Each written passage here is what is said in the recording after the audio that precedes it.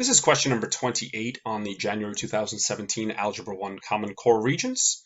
And this is a little bit more of a concept and definition question. So here we have Jacob is working on his math homework, and he decides that the sum of the expression 1/3 plus 6 rad 5 over 7 must be rational because it is a fraction. Is Jacob correct? And explain your reasoning.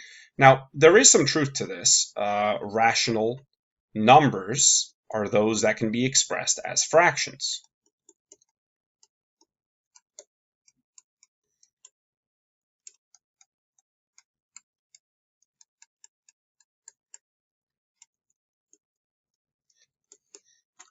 But there's a little bit more to that definition.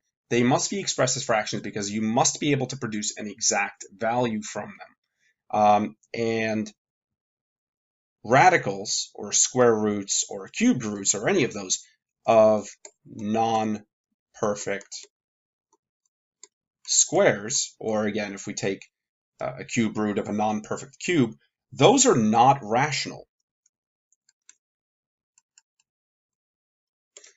Regular rational numbers, like 1/3, for instance, or 1/4, produce either a terminating decimal, 0.25, that's as far as we need to go, or a perfectly repeating decimal, because this would just be 0.333 forever. It doesn't have to be one number repeating, but it has to repeat the same pattern at one point or another.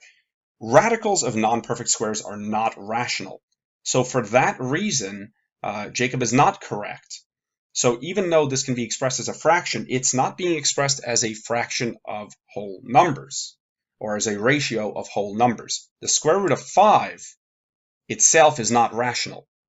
So no matter what we do with it, whether we can or cannot place that as a part of a fraction, the fact that rad 5 itself is not a rational number would mean that any operations done to it in terms of addition or subtraction would also not produce a rational number. So this is not going to be a rational number because specifically the square root of 5 is not reducible and it's not a rational number itself. Now it's worth noting that if we had like the square root of 4 or the square root of 9 there, we could actually reduce that because the square root of 4 would be 2 or the square root of 9 would be 3, and then we could just give a rational answer.